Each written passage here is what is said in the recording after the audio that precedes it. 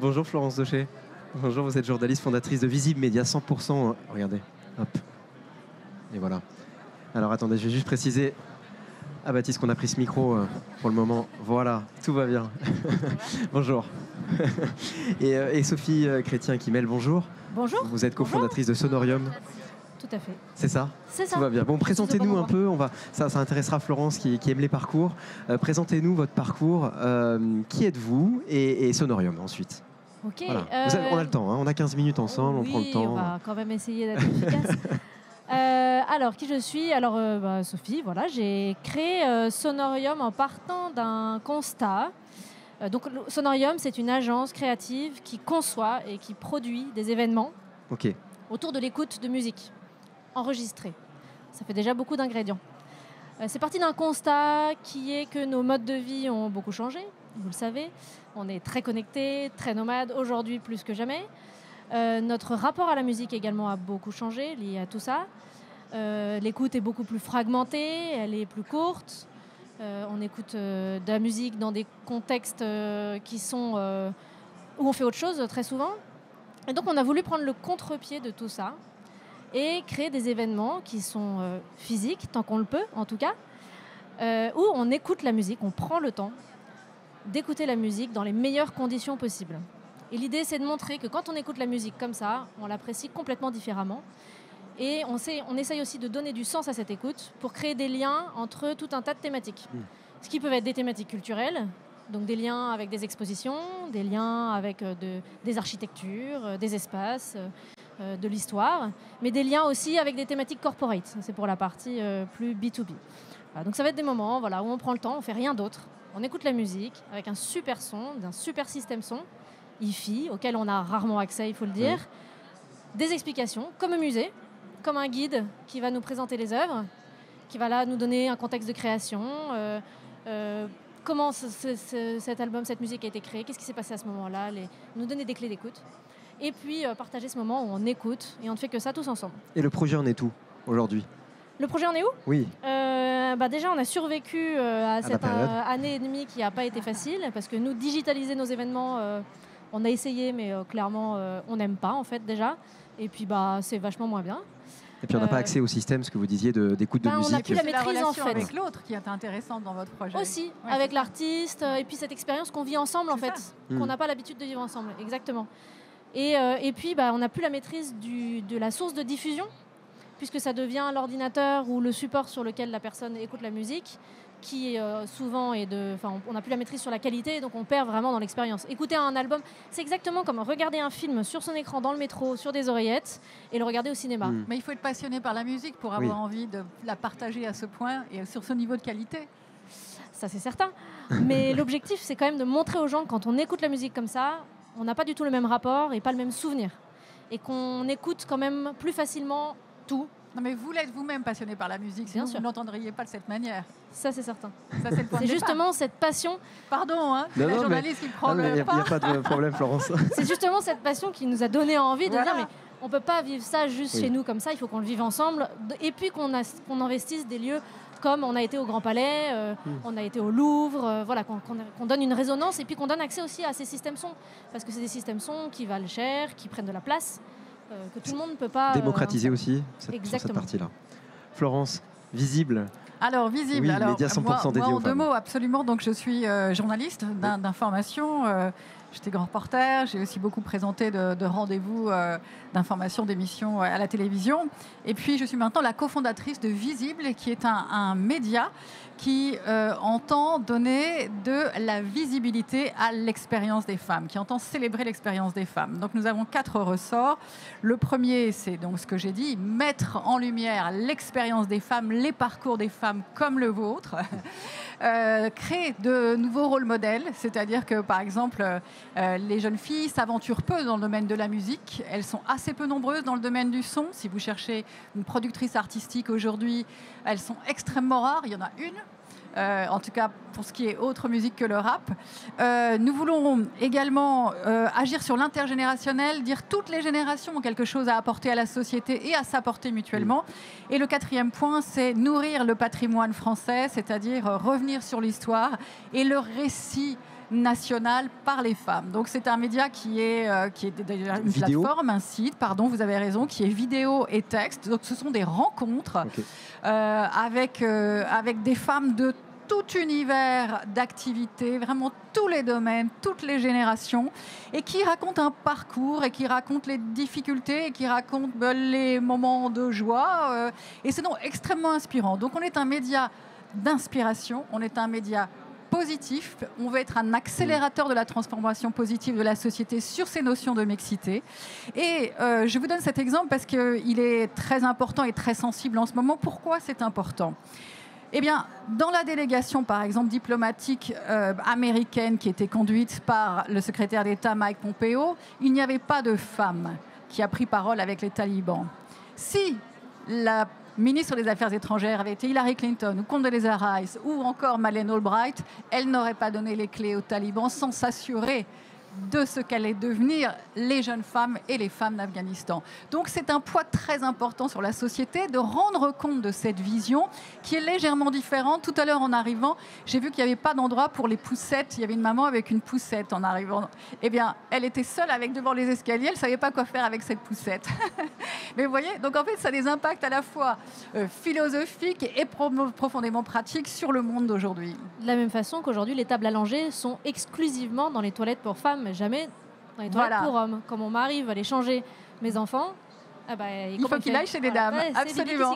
Donc ce sont encore une fois toute cette vision qui est différente. Et pourquoi c'est important ? Parce que encore une fois, eh bien, comme dit Christine Lagarde, et nous on est parfaitement alignés sur les 5 fondatrices, donc sur cette phrase qui est: l'intelligence des femmes n'est ni mieux ni moins bien que celle des hommes. Elle est différente et doit être prise en considération pour les éléments donc, que je viens d'exprimer. Mais il y a énormément de domaines dans lesquels cette mixité doit être valorisée. Et alors dans l'entrepreneuriat, justement, vous voulez dire quelque chose ? Non, j'allais dire que c'est super, vous attaquez à un truc... énorme. Alors, big, oui, envie de dire. Big, absolument. Mais pour ça, on a une équipe de fondatrices aussi qui est très capée, très expérimentée. Donc, Béatrice Leroux-Barreau, qui dirigeait la publicité, qui était la présidente de Énergie Globale, groupe d'Énergie Globale. Sophie Desroulettes, qui était la directrice de marketing du groupe RTL. Encore, Raphaël Duchemin, qui est une grande journaliste d'Europe 1 qu'on connaît bien ici aussi, chez BPI. Et puis une 5e qui est notre DAF avec une grosse expérience effectivement de DAF dans l'événementiel et dans les médias. Du côté de l'entrepreneuriat, qu'est-ce qu'il y a un constat pour vous, et j'imagine dans les parcours, dans les vidéos, les parcours que vous mettez en avant, il y a aussi peut-être des entrepreneurs au féminin.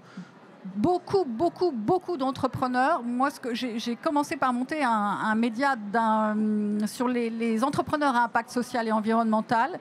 Et j'ai trouvé qu'il y avait une énergie absolument fabuleuse que je reconnais ici, c'est-à-dire c'est la foi qui porte ces entrepreneurs, qui porte ces femmes entrepreneurs, qui aujourd'hui osent porter leurs projets publiquement et se dire « mais on me critique, on me dit que ça existe déjà, etc. Je mène ma route. » Donc, il y a aussi l'intrapreneuriat aujourd'hui. Je trouve que ça, c'est quelque chose qui se développe énormément. Et je pense que les femmes veulent devenir entrepreneurs, donc ce qu'on a pu constater à travers tous ces interviews, parce qu'elles veulent agir sur la société. Elles veulent avoir un impact. Donc là, je trouve que c'est un impact aussi. Pour moi, la musique, j'aime beaucoup la musique. Donc, c'est une notion de bien-être et d'apaisement, parce que quand on est dans l'univers de la musique, soudain, on est quand même très, très heureux. Donc, vous apportez du bonheur. Et donc, c'est une démarche très forte, je trouve. Le dernier témoignage qu'on a eu en sortant de salle il y a une semaine d'une session avec un artiste, il y a quelqu'un qui m'a dit que c'était le meilleur massage du cerveau que j'ai eu depuis longtemps. Voilà, je partage ça. C'est ça, c'est aussi du bien-être, la musique, c'est sûr.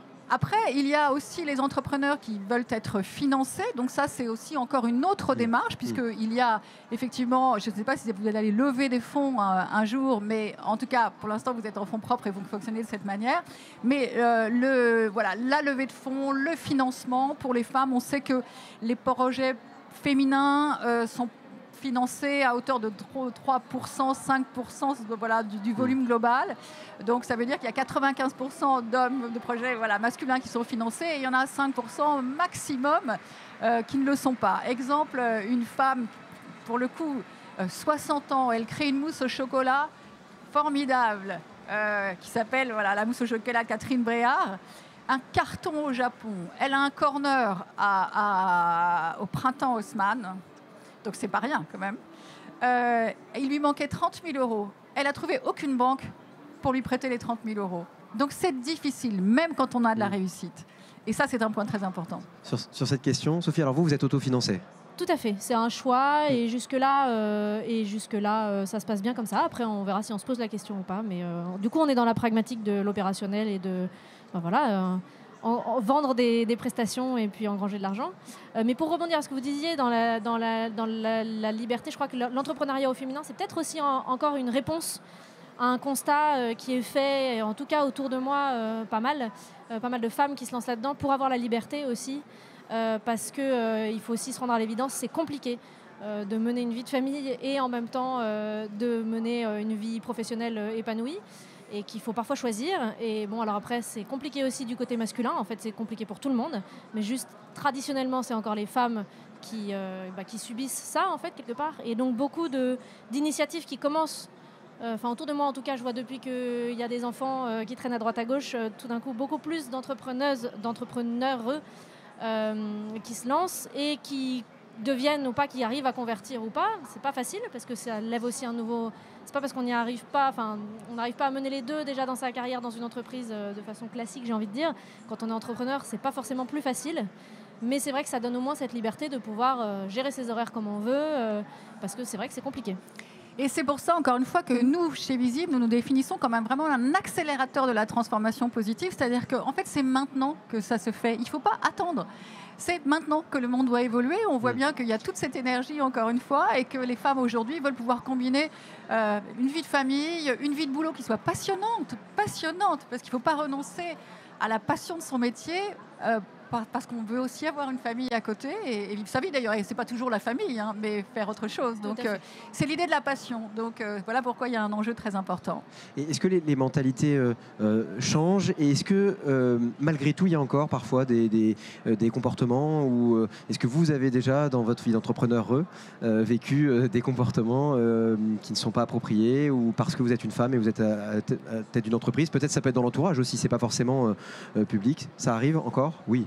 Alors c'est assez, on en discutait un peu, assez peu dans le contexte Sonorium en fait. On est agréablement surprise du fait de, en tout cas, pas avoir de problème de crédibilité ou de légitimité. Voilà, c'est assez fluide là-dessus. En termes d'accompagnement aussi, parce qu'on a été accompagné par un incubateur, on est accompagné par des réseaux et en fait au contraire, il y a pas mal de réseaux qui cherchent à valoriser les femmes dans la musique. Donc ça, là-dessus, on n'a pas de problème. On n'a pas abordé le problème du financement jusqu'ici. Nous, on a plutôt des partenaires, mais jusque-là, le premier partenaire, qui est sonvideo.com, qui est un gros partenaire, a tout de suite dit oui sans sourciller. Donc là-dessus, non. Après, d'un point de vue personnel, voilà, ça rejoint ce que je disais un peu, en tout cas, c'est de mon expérience personnelle. La crédibilité auprès des proches, est-ce que c'est pas une occupation voilà, pour tuer le temps? J'exagère. Voilà, et puis aussi pour se faire plaisir. Mais non, c'est un vrai business aussi. Et c'est une vraie passion qu'on transforme. C'est plutôt là-dessus que j'ai envie de dire on a plus de difficultés jusque-là. Le plateau s'appelle Avoir le feu sacré. Comment avez-vous le feu sacré au quotidien, Laurence? De par les rencontres, parce que quand on est journaliste, ce qu'on aime avant tout, ce sont les rencontres. Donc, à chaque fois qu'on sollicite une personne pour une interview, c'est oui tout de suite, une fois qu'on lui a expliqué. Et puis, il y a cette notion de rôle modèle que je trouve très puissante, parce que ce qu'on veut, c'est ouvrir les horizons à toutes les jeunes filles, que les garçons se disent mais c'est naturel. Mais par exemple, on va faire l'interview de Laura André Boyer. Peu de gens la connaissent. Je ne sais pas si vous savez de qui il s'agit. C'est elle qui a préparé Thomas Pesquet à ses 2 missions dans l'espace et qui prépare tous les astronautes européens aux missions dans l'espace. Donc, l'écouter, c'est formidable. Écoutez Justine Chénois, qui en 3e année d'études fait un stage auprès des producteurs de cacao éthique en Amérique du Sud et qui se dit qu'est-ce que je peux faire pour eux? Comment je vais prolonger cette expérience? Et elle devient sourceuse internationale de fèves de cacao d'exception. Elle est basée à Londres personne ne sait que ce métier existe. Donc de l'avoir, c'est un moment d'énergie, de cadeau que nous voulons restituer à travers Visible, à travers ces vidéos, à travers ces interviews textes, donc à travers la plateforme et les réseaux sociaux. Donc c'est cette énergie, c'est pour ça qu'on dit qu'on est un média d'impact positif, c'est qu'on véhicule du positif. Nous, on règle pas de compte avec le monde d'avant. Ce qui nous intéresse, c'est celui d'aujourd'hui et celui qu'on va construire ensemble. Sophie, vous avez le feu sacré? J'ai le feu sacré, ça fait très... bah oui, forcément, hein, sinon on ne serait pas là. Moi j'ai envie de dire que c'est... alors c'est aussi propre à moi, le moment de ma vie où je suis, qui est un moment assez intense, avec des enfants en bas âge. Et donc le feu, il est partout. Parfois, il est très faible, donc il faut l'attiser pour remettre un peu d'énergie. Parfois, il faut au contraire le calmer. Je pense que c'est avoir un feu constant, on va dire, essayer de faire en sorte de jongler entre ces différents changements de... Mais c'est juste intéressant parce qu'on ose parler de cette question-là des enfants dans la sphère professionnelle. Ce n'était pas le cas avant, par exemple. Or, a priori, quand même, beaucoup d'enfants ont des papas. Ça veut dire que l'histoire se vit à deux. Hein, et donc, maintenant, on ose. Une toute dernière, on a moins d'une minute. Quelle interview vous pourriez conseiller à Sophie sur Visible? Et puis, à quelle expérience immersive vous pourriez inviter Florence? Mais il y en a plein sur Visible, mais surtout, on pourrait faire une interview et ben voilà. de cette démarche que je trouve géniale. Et la prochaine expérience? La prochaine expérience, c'est jeudi prochain et c'est Mélodie Nelson de Gainsbourg. Et là, c'est sympa pour les oreilles. Alors là, ouais, chouette, hein, quand même, magique. Et vous êtes la bienvenue. Merci. Merci à toutes les deux. Merci Florence. Quand même, c'est l'album magistral. Merci beaucoup, Sophie. Merci.